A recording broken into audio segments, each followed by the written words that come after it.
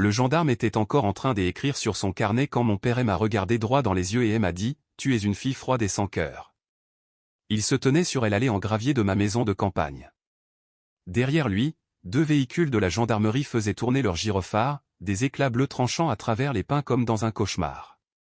Ma mère était sur le porche, vêtue d'un pantacourt blanc et d'une blouse à fleurs, en train de hurler sur le brigadier-chef Laurent Morel de la gendarmerie départementale, 11 ans de service. Leur SUV était garé à moitié sur l'herbe. Le coffre était ouvert. Je pouvais voir les valises. Je pouvais voir le sac de voyage Bordeaux de ma mère, celui avec la fermeture éclair cassée qu'elle avait depuis 1998, posé sur ma pelouse comme s'il y avait sa place. Il l'avait vraiment fait. Ils avaient conduit 2 heures vers le nord, ignoré ma lettre recommandée, ignoré mon système de sécurité, ignoré chaque mot que j'y avais prononcé, et utilisé une vieille clé en laiton pour ouvrir ma porte d'entrée.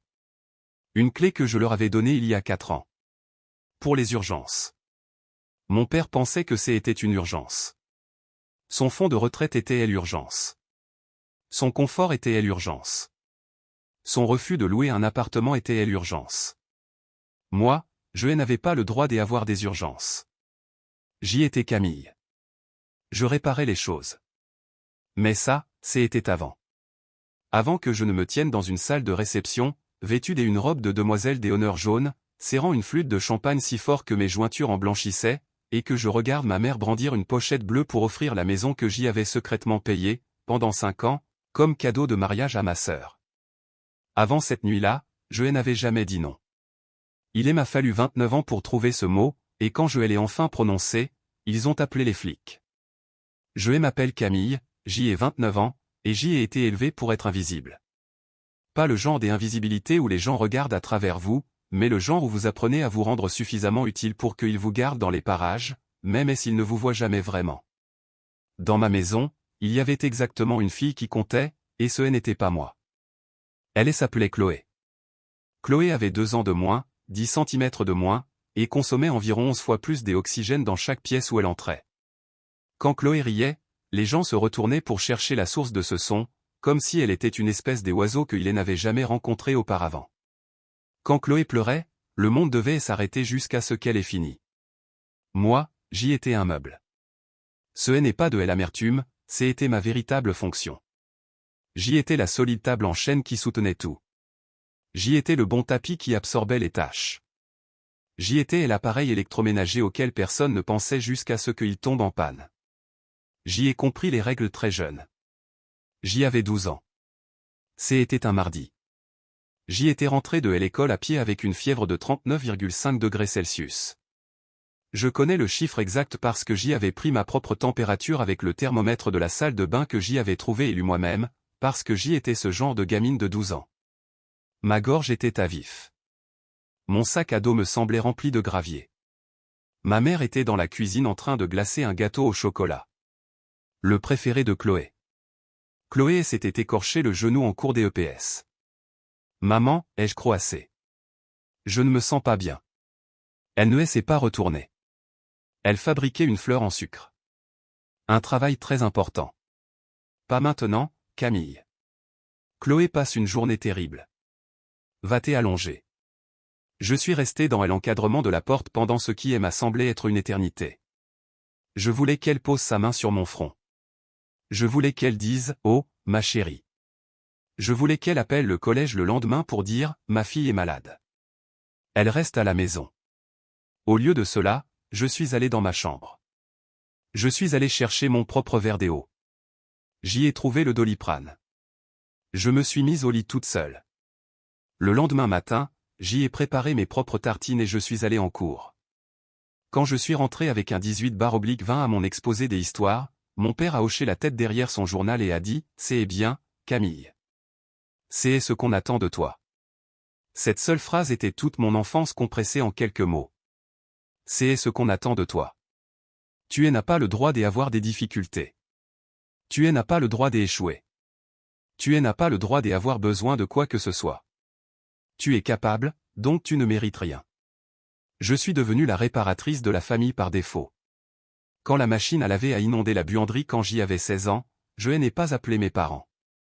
J'y ai fermé la vanne d'eau. J'y ai épongé le sol avec toutes les serviettes de la maison. J'y ai trouvé le manuel dans le tiroir à bazar, ouvert le panneau arrière, trouvé le tuyau bouché et je l'ai réparé moi-même. Quand ils sont rentrés, j'y ai dit, la machine a fui. Je l'ai réparée.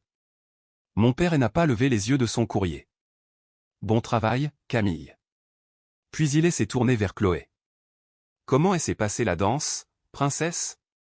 Tu as eu le solo? Je me tenais dans le couloir, les mains sentant l'eau sale et la graisse, les regardant se faire un câlin. J'y avais 16 ans. J'y apprenais déjà que mon utilité était le prix des entrées dans cette famille. Pas ma personnalité, pas mes réussites, pas mon amour. Mon utilité. La terrible vérité, c'est que je pensais que si j'y étais assez parfaite, assez utile, assez capable, il finirait par m'aimer en retour de la même manière. Je pensais pouvoir le mériter. Je pensais que c'était une transaction que je n'avais tout simplement pas encore finalisée. J'y avais tort. Être utile ne les a pas poussés à m'aimer plus.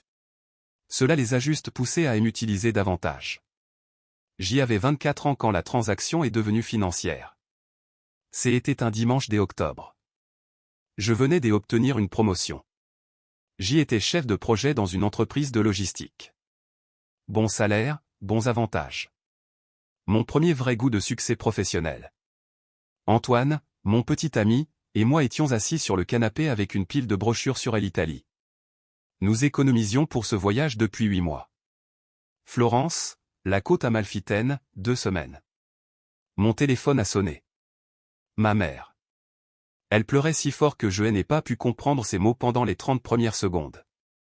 Mon cœur est monté dans ma gorge. Quelqu'un était mort. Un accident de voiture.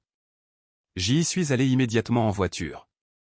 Mes parents étaient à la table de la cuisine, cette même table où toute cette histoire allait finalement revenir et exploser, entourée de lettres de la banque, de tampons rouges, des avertissements en gras, avis de saisie immobilière, 3 mois de retard.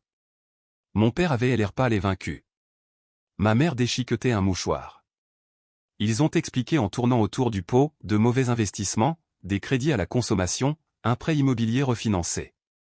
Ils avaient vu trop grand, ils avaient 3 mois de retard, la banque voulait la maison. Ils m'ont regardé. Ils n'ont rien demandé. Ils m'ont juste regardé. Ses yeux, ces mêmes yeux qui m'avaient ignoré pendant 24 ans, étaient soudainement et entièrement fixés sur moi. Je me suis entendu le dire avant même de l'avoir décidé. Je peux aider. Ma mère a bondi. Elle m'a serré dans ses bras. Oh, Camille, Dieu merci. Tu es un ange. Juste pour un petit moment. Juste le temps que les affaires de ton père reprennent. Juste pour un petit moment, s'est transformé en 60 mois. Le premier virement a été de 3 000 € pour bloquer la saisie, puis 2 000 € chaque mois suivant. J'y ai mis en place le virement automatique le premier de chaque mois, et je regardais l'argent quitter mon compte avec la même tristesse silencieuse que quelqu'un qui regarde un oiseau s'envoler. 4 janvier, 2 000 €. 2 février, 2 000 €. 3 mars, 2 500 €. Et ainsi de suite. Je l'ai dit à Antoine ce soir-là.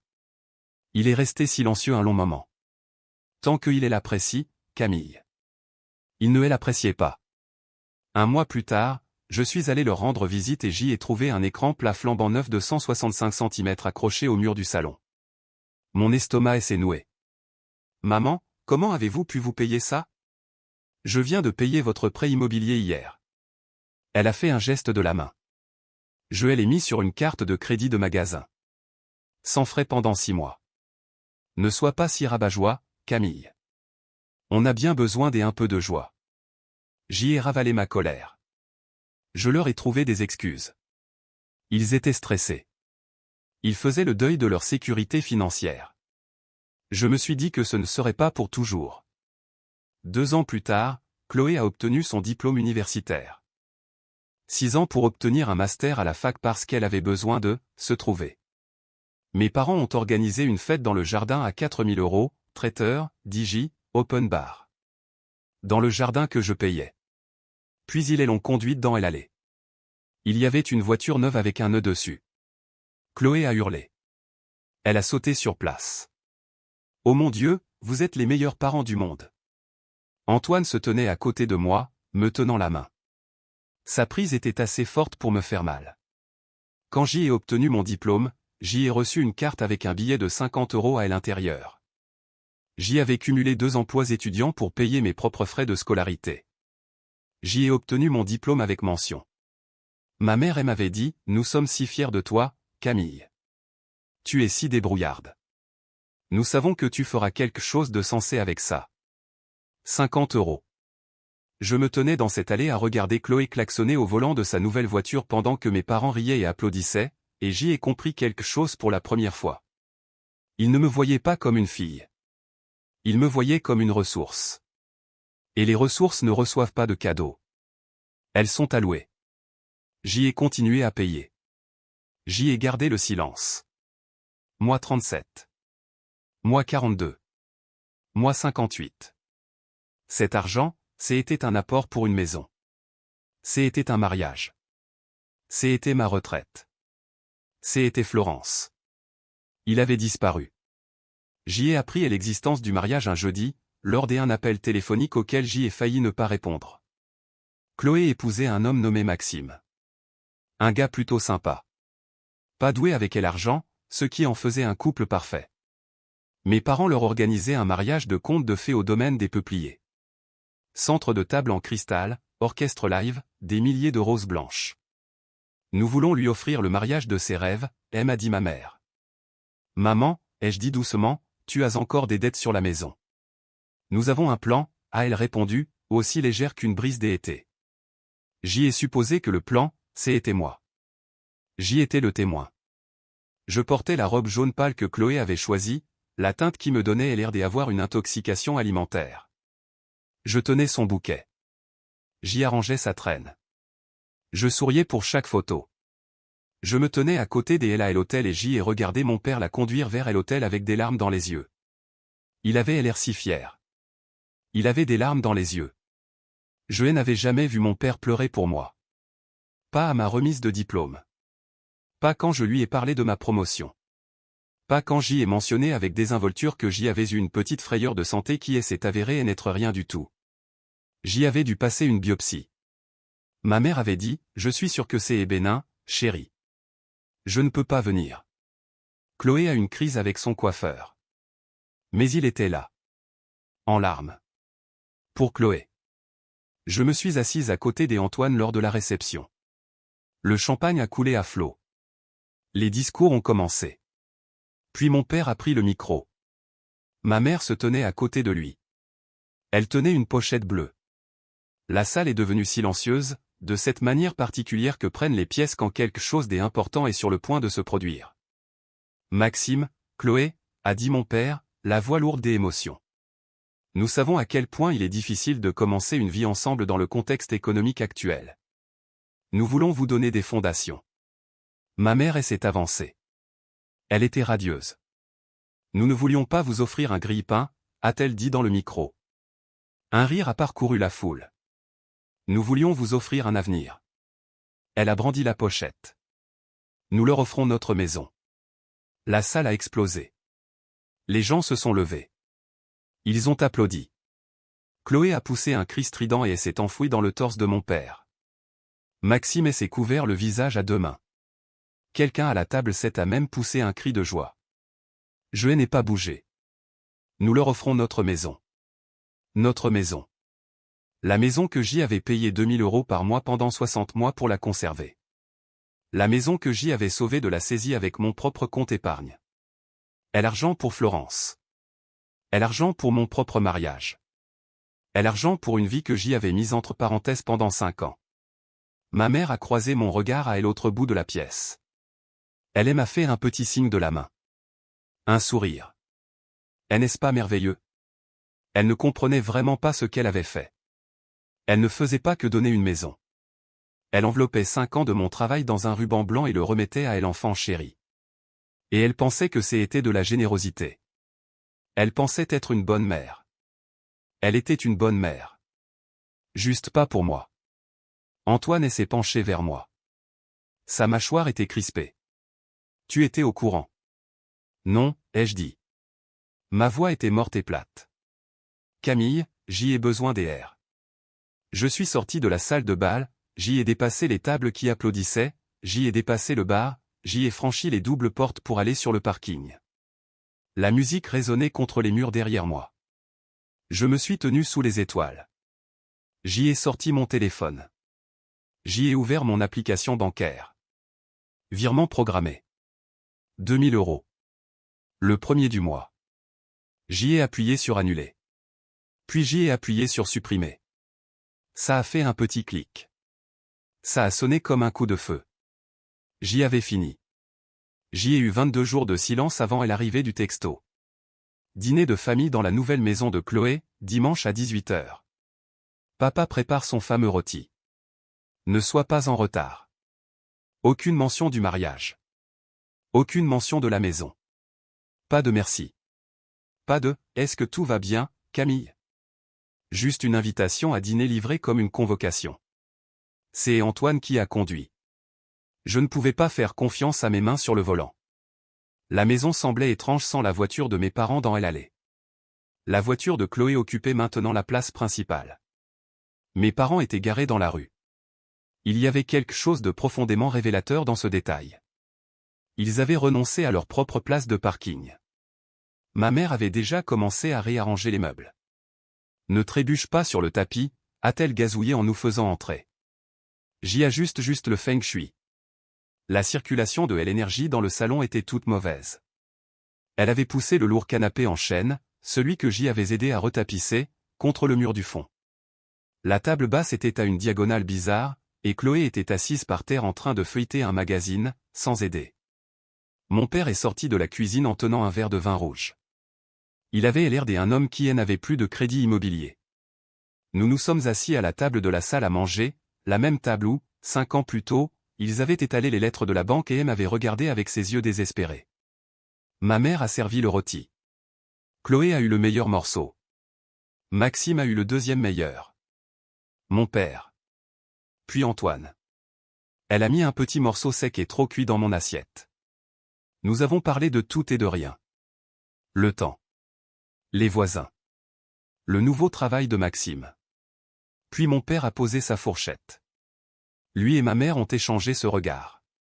Je connaissais ce regard. C'était le regard des implants. Nous avons une nouvelle, a-t-il dit. Mon estomac s'est contracté. Puisque nous avons donné la maison à Chloé et Maxime, a commencé ma mère en souriant d'un sourire qui sonnait creux. Ton père et moi sommes officiellement sans abri. Elle a ri, comme si c'était drôle. Nous ne pouvons pas rester ici pour toujours, a-t-elle poursuivi. Ce sont des jeunes mariés. Ils ont besoin de leur intimité, alors nous avons réfléchi. Vous allez louer un appartement, a demandé Antoine prudemment.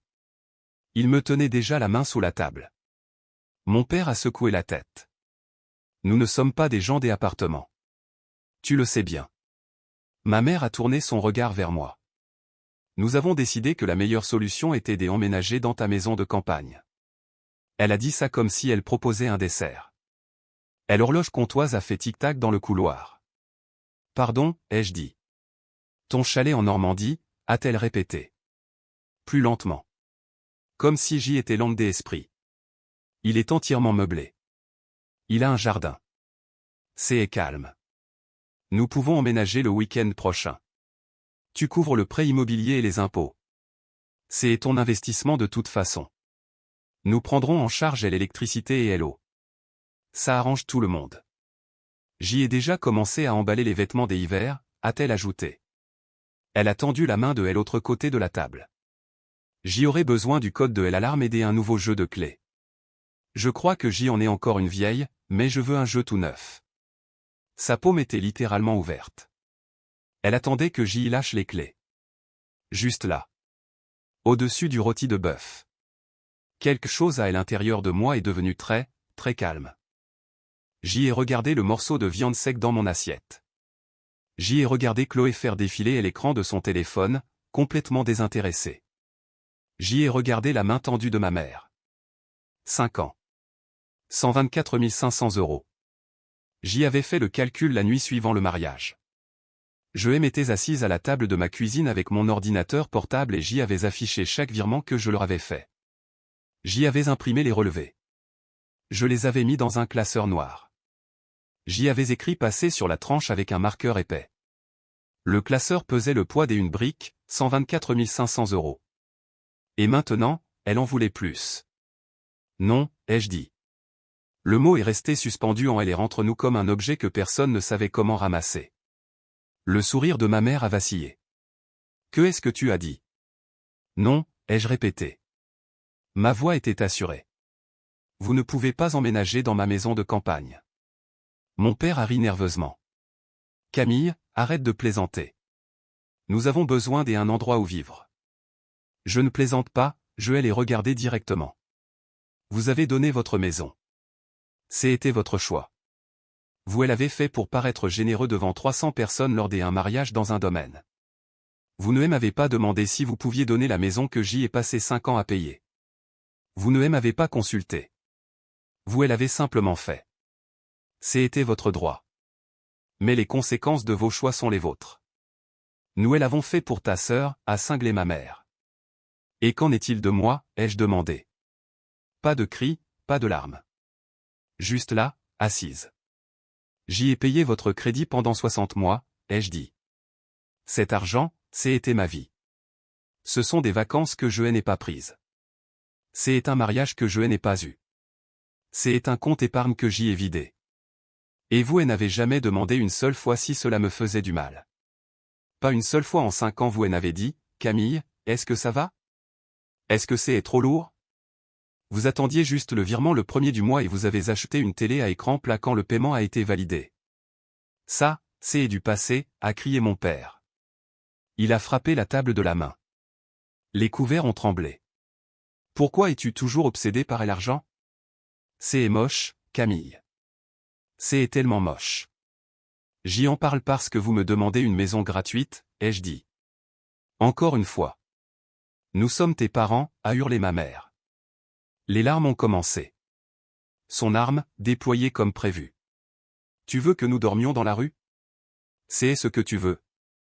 Après tout ce que nous avons fait pour toi. Vous avez des retraites, ai-je répondu. Vous pouvez louer. Vous avez des options. Vous ne voulez tout simplement pas dépenser votre propre argent quand vous pouvez dépenser le mien.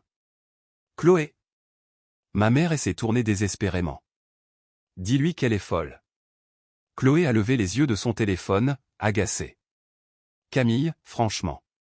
Tu n'y vas presque jamais. Ne sois pas si égoïste. J'y ai regardé ma sœur. Elle enfant chérie. Celle qui avait reçu une maison gratuite, une voiture gratuite, un mariage de conte de fées, et qui ne pouvait pas céder 1 mètre carré pour les parents qui lui avaient tout donné. Si tu t'es inquiète pour eux, ai-je dit à Chloé, pourquoi ne reste-t-il pas ici? Tu as 4 chambres. J'y ai payé pour le toit. Chloé a eu un mouvement de recul. Non, nous sommes de jeunes mariés. Nous avons besoin de notre espace, et j'y ai besoin du mien. Je me suis levé. Mes jambes tremblaient, mais je me tenais droite. La réponse est non. Elle n'allait pas à la maison de campagne. Elle n'essayait pas d'y emménager. Vous n'y êtes pas les bienvenus. Si tu franchis cette porte, a dit mon père en se levant, me pointant du doigt, le visage devenu rouge. Tu tournes le dos à cette famille. Non, papa, ai-je dit. Je tourne le dos au fait d'être utilisé. J'y ai regardé Antoine. Il était déjà debout. La serviette posée sur la table. Excellent rôti, a-t-il dit d'un ton sec. Dommage pour la compagnie. Nous avons marché vers la porte. Ma mère a hurlé quelque chose depuis la salle à manger. J'y ai entendu les mots, ingrate, et, pourrir, et puis l'air vif de la nuit m'a frappé le visage et j'y étais dehors. Je me suis assise sur le siège passager pendant que Antoine conduisait parce que mes mains tremblaient trop pour tourner la clé de contact. Quand nous sommes arrivés sur l'autoroute, j'y ai pleuré. J'y ai pleuré pour la fille de 12 ans qui prenait sa propre température. Pour l'adolescente qui a réparé la machine à laver et s'est tenue dans le couloir sentant l'eau sale. Pour la femme qui a viré 2000 € le premier de chaque mois pendant 60 mois et qui n'a jamais reçu un merci.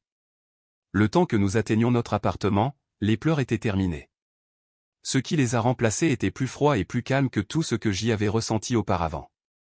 Il pense que je vais céder, ai-je dit à Antoine en entrant dans la cuisine. Je n'ai pas enlevé mon manteau. Il pense que je vais appeler demain pour m'excuser et leur envoyer les clés. Alors on s'assure qu'il ne puisse pas entrer, a-t-il répondu. Je me suis assise à la table de la cuisine. J'y ai ouvert mon ordinateur portable. Premièrement, j'y ai bloqué leur numéro de téléphone. Tous les trois. Maman, papa, Chloé. Le silence a été instantané. Deuxièmement, j'y ai ouvert l'application domotique de la maison de campagne. J'y ai supprimé tous les codes des utilisateurs enregistrés. J'y ai supprimé l'entrée étiquetée « Urgence parents ». J'y ai changé le mot de passe principal. Ils ont une clé physique, ai-je dit. Une vieille clé en laiton. Je la leur ai donnée il y a des années. On ne peut pas changer la serrure ce soir, a dit Antoine, mais on peut rendre l'entrée impossible. J'y ai appelé la ligne non urgente de la gendarmerie locale. J'y ai expliqué la situation calmement aux standardistes. J'y étais la propriétaire des un bien. J'y avais des membres de ma famille mécontents possédant une ancienne clé, et j'y avais des raisons de croire qu'ils pourraient tenter une intrusion non autorisée. J'y ai demandé qu'ils en prennent note. J'y ai appelé Sécuri Maison, ma société des alarmes. J'y ai parlé à une superviseuse nommée Valérie Dupont. Je lui ai dit que j'y avais besoin d'une mise à jour du protocole sur mon compte. Si le capteur de la porte des entrées se déclenchait sans un code valide sur le clavier, je voulais que les forces de l'ordre soient dépêchées immédiatement. Sans délai. Je mets un marqueur de priorité sur le compte, a dit Valérie. Vous êtes la seule utilisatrice autorisée maintenant? Oui, ai-je répondu. Seulement moi. J'y ai raccroché et j'y ai ouvert mes relevés bancaires. J'y ai cherché, virement maman. La liste est apparue. Page après page de transactions remontant à 5 ans. 4 janvier, 2000 €. 2 février, 2000 €. 14 décembre, 3500 € pour la réparation du toit qu'il qualifiait des urgences absolues. 9 juillet, 2000 € pour que maman ne pleure pas sur son jardin qui se mourait. J'y ai imprimé chaque page. Je les ai perforées. Je les ai mises dans le classeur noir et je les ai organisées par année. Puis j'y ai pris une calculatrice. 124 500 €. J'y ai écrit passer sur la tranche avec un gros marqueur noir et j'y ai posé le classeur sur l'étagère. Le lendemain matin, un email est arrivé de mon père. Objet, week-end à la maison de campagne. Camille, arrête d'être dramatique. Nous chargeons la voiture. Nous montons à la maison samedi. Nous nous attendons à ce que l'alarme soit coupée. Nous sommes tes parents et nous exigeons le respect. Nous discuterons de ton attitude quand nous serons installés. Je l'ai lu 2 fois. Il ne me croyait vraiment pas. Je l'ai transféré à la gendarmerie départementale avec un petit mot, je suis la propriétaire à cette adresse. J'y ai informé ces individus par écrit qu'ils ne sont pas les bienvenus. S'ils se présentent, il s'agit d'une violation de domicile. J'y ai cliqué sur envoyer sans que ma main ne tremble. Samedi matin, j'y étais au supermarché en train de tâter des avocats quand mon téléphone a sonné. Numéro inconnu. Préfixe 08 cents. Madame, c'est Valérie Dupont de Sécuri Maison. Nous avons une intrusion sur le périmètre de votre propriété. Le capteur de la porte des entrées a été déclenché. J'y ai reposé l'avocat. L'alarme a-t-elle été désactivée avec un code? Non, madame. La porte a été ouverte avec une clé physique. Le système n'a pas été désarmé. La sirène retentit en ce moment même. Mon père l'avait fait. Il avait conduit 2 heures vers le nord, ignoré ma lettre recommandée, et utilisé cette vieille clé en laiton. Envoyez les forces de l'ordre, ai-je dit. Les agents de la gendarmerie ont été prévenus. Heure des arrivées estimée, environ 15 minutes. J'y arrive. J'y ai abandonné mon chariot dans l'allée. J'y ai appelé Antoine depuis le parking. Ils ont forcé l'entrée. Il a dit, j'y arrive. Et ça a été toute la conversation. Je ne me souviens pas de grand-chose du trajet de 2 heures. Je me souviens de mes mains sur le volant, les jointures blanches. Je me souviens du paysage défilant par les fenêtres dans un flou. Je me souviens des chiffres qui tournaient dans ma tête. 124 500 €. 60 mois. 5 ans. J'y ai tourné sur le chemin de terre qui mène à la maison et j'y ai vu les lumières à travers les arbres. Des gyrophares bleus palpitant à travers les pins. 2 véhicules de gendarmerie dans mon allée. Leurs coffres ouverts. Des valises sur l'herbe. Le sac de voyage Bordeaux de ma mère avec la fermeture éclair cassée posée sur ma pelouse. Ils avaient tout apporté. Je me suis garé derrière les voitures de police et je suis sorti. Le brigadier-chef Laurent Morel, 11 ans de service à la gendarmerie départementale, se tenait sur le porche, les bras croisés, pendant que ma mère lui hurlait dessus.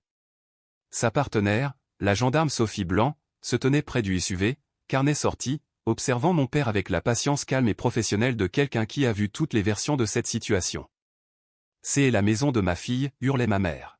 « Nous sommes une famille.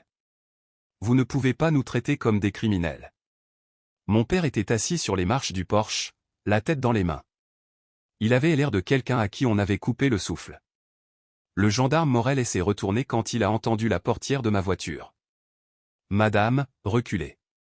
Je suis la propriétaire, ai-je dit clairement. J'y ai brandi mon permis de conduire. Camille, c'est ma propriété. » Son expression a légèrement changé. Il a marché vers moi. « Ces individus affirment être vos parents et disent avoir la permission d'être ici. »« Ce sont mes parents, ai-je répondu. Ils n'ont pas la permission. J'y ai envoyé un avis écrit il y a 3 semaines. J'y ai une copie de l'email que j'y ai transféré à votre brigade. » Camille. Ma mère a dévalé les marches du porche. Son visage est passé de furieux à désespéré en une seule seconde. « Dis-leur. Dis-leur que c'est une erreur. Dis-leur que nous vivons ici. » Elle a tendu la main vers moi. J'y ai reculé. J'y ai levé les mains. « Ne me touchez pas », elle s'est figée. Je me suis tourné vers le gendarme Morel. Ils ont utilisé une vieille clé des urgences que je leur ai donnée il y a des années. La serrure connectée a été mise à jour. Ils n'ont pas reçu le nouveau code. Ce n'était pas une entrée autorisée. Elle ment, a dit mon père depuis les marches. Il s'est levé. Il a brandi la clé en laiton. J'y ai la clé juste ici. J'y ai élevé cette fille. J'y ai payé pour elle. Monsieur, a dit le gendarme Morel, veuillez poser cette clé.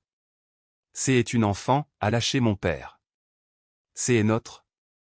C'est la propriétaire du bien, a déclaré Morel, et la patience dans sa voix avait un nouveau tranchant. Monsieur. La clé. Posez-la. La clé a atterri sur la rambarde du porche avec un petit cliquetis. Morel s'est tourné vers moi. Madame, comme il n'y a aucun signe des effractions et qu'il s'agit de membres de votre famille, nous classons généralement cela comme un litige civil. Puisque vous êtes présente et que vous signalez une violation de domicile, nous pouvons les expulser. Souhaitez-vous porter plainte au pénal pour violation de domicile? Elle est devenue complètement immobile. Ma mère m'a regardé. Son visage avait pris la couleur de la vieille craie. Elle savait ce que signifiait une plainte au pénal. Elle a compris, enfin, que c'était réel. Camille, a-t-elle murmuré. S'il te plaît. Je les ai regardés. J'y ai regardé les valises sur ma pelouse. La glacière qu'ils avaient emballée pour le jour du déménagement. Le sac Bordeaux avec la fermeture éclair cassée. J'y ai pensé au classeur. 124 500 €. J'y ai pensé à la pochette bleue. Nous leur offrons notre maison. J'y ai pensé à la carte de fin des études avec le billet de 50 €. Non, ai-je dit au gendarme Morel. Je ne veux pas porter plainte. Ma mère a poussé un sanglot de soulagement.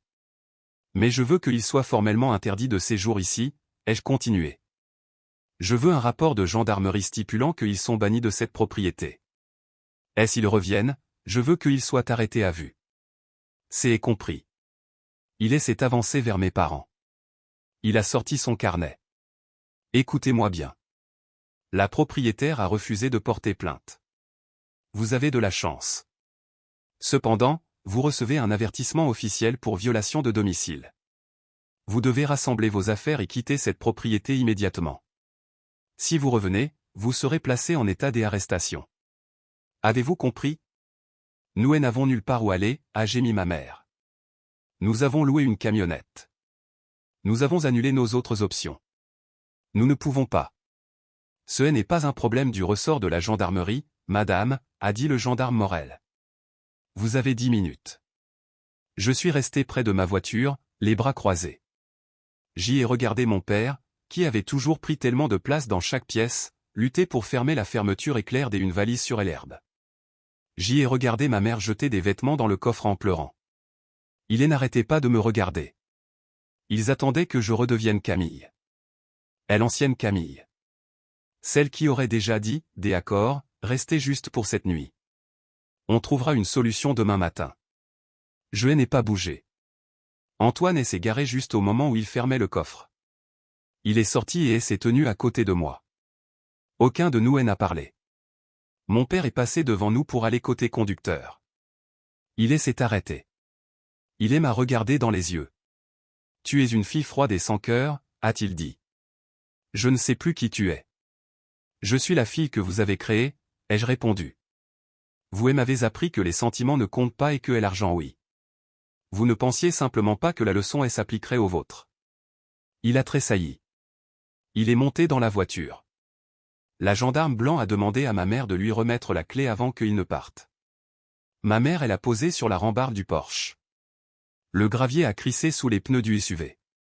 Le véhicule de gendarmerie les a suivis jusqu'à la route. Quand les feux arrière ont disparu au virage, les bois sont devenus silencieux. J'y ai monté les marches. J'y ai ramassé la vieille clé en laiton. J'y ai marché jusqu'à la lisière de la forêt. Je l'ai lancée de toutes mes forces dans l'obscurité. Elle a atterri quelque part dans les broussailles avec un bruit sourd et définitif. J'y ai vendu la maison de campagne 3 semaines plus tard.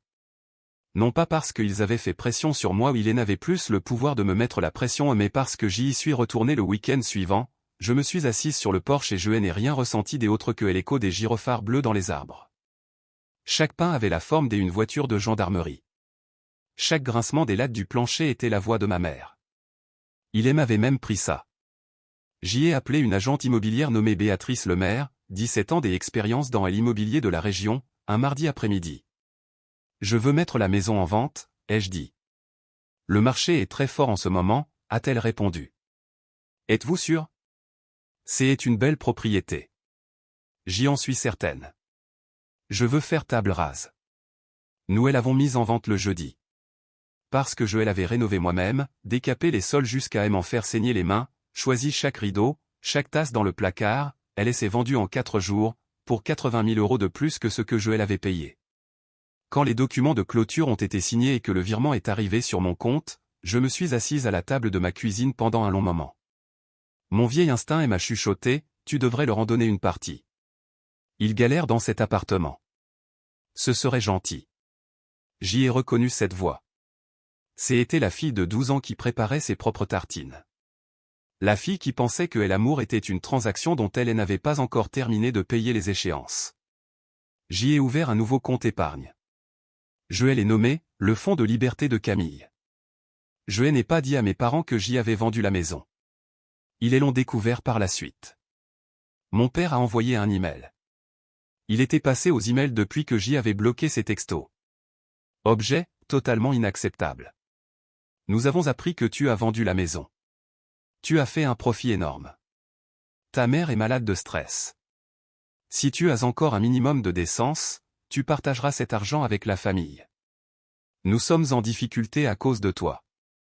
Je l'ai lu une fois. Je l'ai glissé dans la corbeille. J'y ai vidé la corbeille. Puis j'y ai réservé 2 billets en classe affaires pour Florence, en Italie.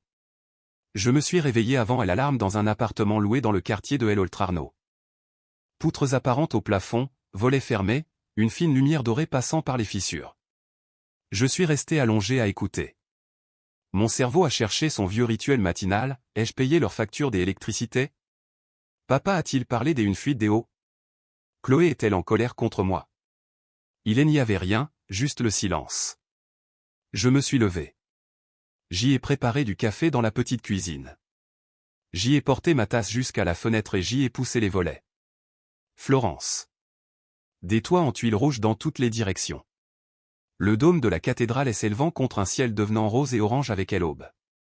Et l'odeur du café torréfié et du fleuve. J'y ai inspiré. Profondément. Pour la première fois de ma vie dont je pouvais me souvenir. Aucune oppression dans ma poitrine. Aucune main invisible ne me serrait le cœur. Antoine est apparu dans l'encadrement de la porte. Les cheveux en bataille après le sommeil. Clignant des yeux. Tu es debout tôt. Je regarde le lever du soleil. Il est venu et a passé ses bras autour de moi par derrière, posant son menton sur ma tête. « Tu penses à la maison ?» a-t-il demandé doucement. « Non » ai-je répondu, et j'y ai réalisé que c'était vrai. Je ne pense pas à la maison, parce que ça, juste ici, avec toi, bien dans ma peau, c'est ça la maison. Il m'a embrassé le sommet de la tête. Bien, parce que je veux voir la statue de David et manger de la pizza jusqu'à ce que je n'en puisse physiquement plus. J'y ai ri, un vrai rire, qui venait du ventre. Nous sommes sortis dans les rues de Florence. L'air était frais et pur. Les commerçants balayaient les trottoirs. Et l'odeur du pain frais des boulangeries. Nous nous y sommes promenés main dans la main, et je me suis permis de penser à mes parents une dernière fois. Non pas avec culpabilité, mais avec la distance lucide de quelqu'un qui a enfin quitté un bâtiment en flammes et qui peut voir la fumée à une distance de sécurité. Ils étaient dans un appartement dans les quartiers sud de la ville, m'avait-on dit. Des murs fins, une moquette beige, un robinet qui fuyait dans la salle de bain. Ma mère avait appelé une cabine téléphonique une fois.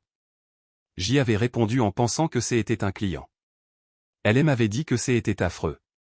Elle m'avait supplié de l'aider pour une caution, ou peut-être juste pour la maison de campagne pour l'hiver. Elle m'avait promis qu'il ne me dérangerait pas. J'y avais écouté. Et puis j'y avais dit, je ne t'aiderai pas, maman. Tu as donné ton plus gros bien immobilier pour offrir un départ à Chloé. Maintenant, demande à Chloé de t'aider. Chloé n'a pas d'argent, avait-elle répondu. Elle vient juste de commencer sa vie. Moi aussi, avais-je dit. Mais j'y ai passé mes débuts à vous entretenir. J'y ai fini. Au revoir. J'y avais raccroché. J'y avais attendu la culpabilité. Elle n'était pas venue. Nous avons tourné au coin d'une rue étroite à Florence et Antoine s'est arrêté, pointant du doigt la vitrine d'une boulangerie. Ça. Je veux ça. Il montrait un plateau de cornetti, le cousin italien du croissant, feuilleté et doré, saupoudré de sucre glace. Je les ai regardés, je les regardés, j'y ai regardé et l'étroite rue pavée qui s'incurvait devant nous vers la lumière. Oui, ai-je dit, prenons ça. Nous sommes entrés, nous avons commandé. Nous sommes restés debout au comptoir à manger nos pâtisseries avec nos mains comme des enfants. Et quand j'y ai léché le sucre glace sur mon pouce, j'y ai ri à nouveau, tellement c'était simple, tellement c'était pur, tellement c'était entièrement à moi.